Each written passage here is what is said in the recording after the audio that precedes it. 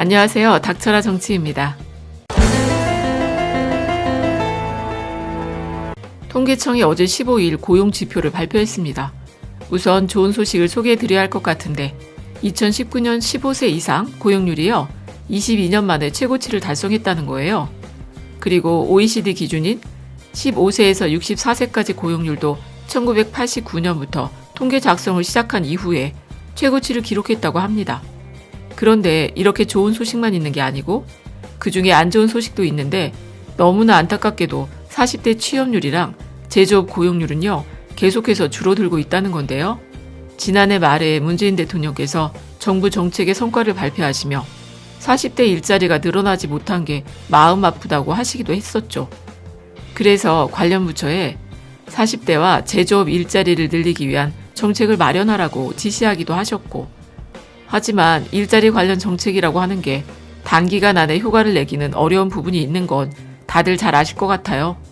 하루아침에 수십만 일자리가 뚝딱 생겨나는 것도 아니고, 게다가 자동차 천국이라는 미국에서조차도 내수가 감소하고 있을 정도로 제조업 전체가 글로벌 공급 과잉 현상을 겪고 있는 것 아니겠습니까? 그래서 이번에 발표된 고용률 내용만 봐도요, 제조업 일자리가 가장 부진하다고 나타나고 있는데 이런 이유도 작용했을 거라는 생각이 되네요. 그리고 일반적으로 40대 고용률이 줄어든 이유는 방금 말씀드렸듯 제조업 침체 문제가 있는데 이거는 한국의 산업구조와 세계의 경제 변화가 관련이 있겠죠. 하지만 더 중요한 문제가 뭐냐면 자영업과 인구 변화 문제가 크다는 겁니다. 일단 우리나라 40대부터요. 인구수가 눈에 띄게 줄어들고 있는데 40대 인구 감소보다 더 중요한 게 뭐냐면 우리나라 40대 남성들의 미혼율을 보면요. 1995년엔 2% 정도였는데 지금은 거의 20%에 이를 정도라 결혼을 한 남성이 가족 부양을 위해서 사회활동이 굉장히 중요한 모티브였는데 하지만 이제는 미혼율이 20%에 이를 정도로 높아지다 보니까 당연히 40대층의 사회활동이 줄어든 것으로 볼 수가 있다는 겁니다. 게다가 또 가계 동향조사 원자료를 분석해보면요. 2019년 현재 가장인 40대 남성의 고용률이 무려 97%에 달하고 있는데 이거는 1990년 이후로 가장 높은 수준이라는 거예요. 참고로 40대 가장의 고용률이 가장 낮았을 때가 언제냐면요. 바로 IMF 시대였었던 1998년이 91%였다고 하니까 40대 남성의 기혼율 감소는 곧 노동인구의 감소를 의미하는 거라고 봐야 할 것 같아요. 그러니까 이건 기재부의 고용 대책만으로 해결하기 어려운 것 아니겠습니까? 그런데 더 속상한 게 뭐냐면 분명히 우리 국민들에겐 긍정적으로 생각할 만한 좋은 소식이 많이 있는데 언론들이 나서서 나쁜 점만 콕콕 집어서 말하고 있다는 겁니다. 하지만 60세 이상 취업자 수도 최고 기록을 달성하게 됐고요. 청년 고용률까지도 자그마치 13년 만에요. 최고치를 달성했다는 거니까. 그래서 4대 보험에 가입되는 상용 노동자 수가 늘어나게 되면서 반대로 일용직 노동자 수는 감소한 걸 보면은 고용의 양뿐만이 아니라 고용의 질도 좋아졌다고 볼 수 있다는 거죠. 참고로 수치를 좀 더 자세히 들여다보면요.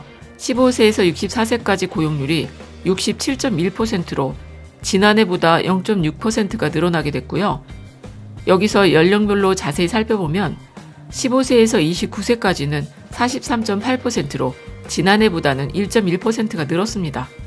그리고 30세에서 39세까지는 고용률이 77%로 1.3%가 늘어났는데 그런데 문제의 40대 층에선 40세부터 49세까지가 78.4%로 지난해보다는 0.6%가 줄었다는 거예요. 하지만 여기서 잠깐 미국이랑 고용률 비교를 해보면 미국은 최근에 70년대 이후로 최고의 고용률을 달성하게 됐다고 트럼프까지 나서서 아주 떠들썩하게 자랑을 해대고 있는데 그런데 알고 보면요. 그게 또 16세 이상 연령에서요. 고용률이 61%랍니다. 물론 아직까지 연령 수치는 알 수가 없지만 어쨌든 우리나라는 전체 고용률이 67.1%인데도요. 언론들이 나서서 문재인 정부 때문에 망했다 욕만 바가지로 해대는 것이죠. 그리고 작년 2019년 50세에서 59세의 고용률은요. 75.5%로 지난해보다 0.5%가 상승했습니다. 60세 이상은 40.5%인데요. 지난해보다 2.2%가 늘어난 수치라고 합니다. 그런데 여기서 문재인 정부의 고용률에 대해서 언론들이 항상 흠집을 잡으려고 하는지 항상 꼬집는 말 중에 이런 말들이 있어요.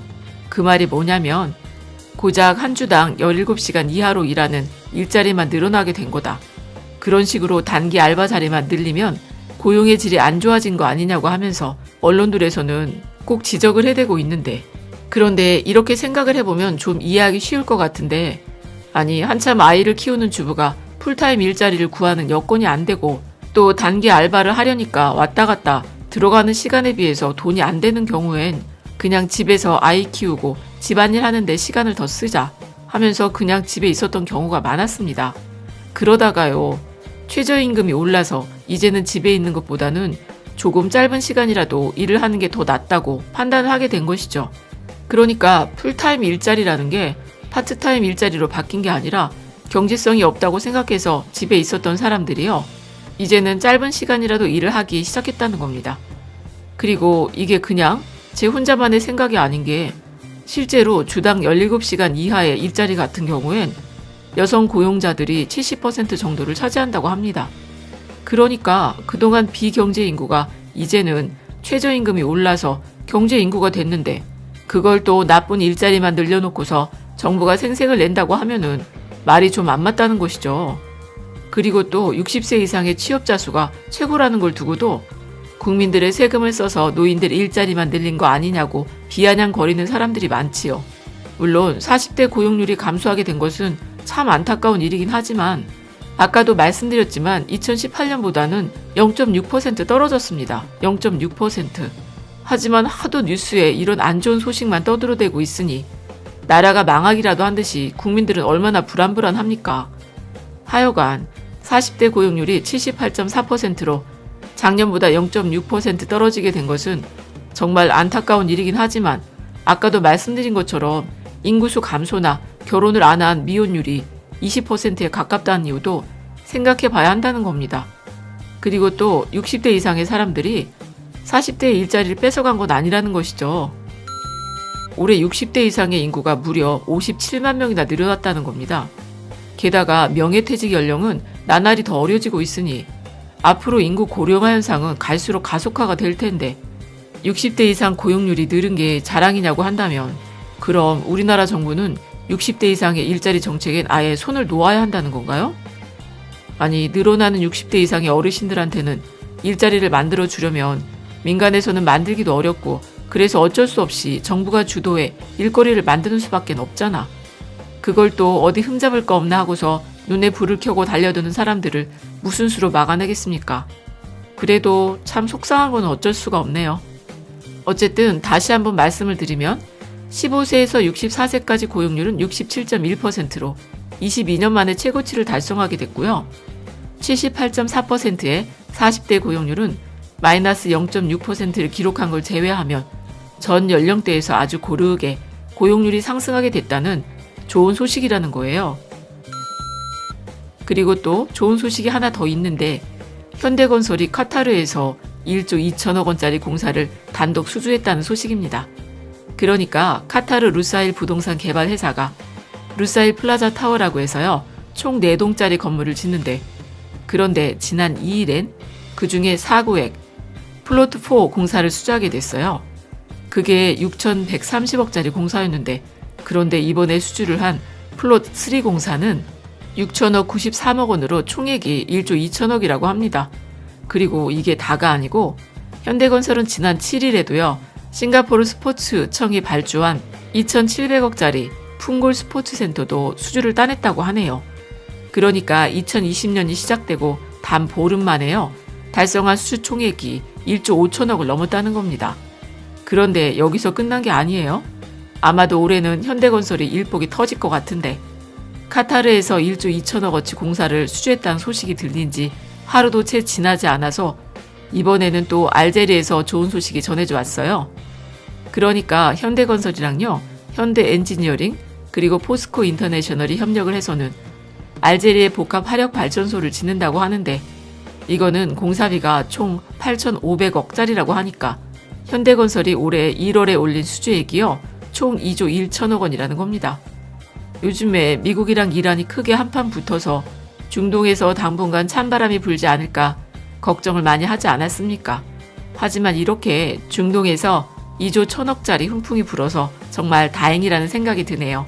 그럼 끝까지 들어주셔서 감사드리고 좋은 의견 있으시면 댓글로 많이 남겨주세요. 감사합니다.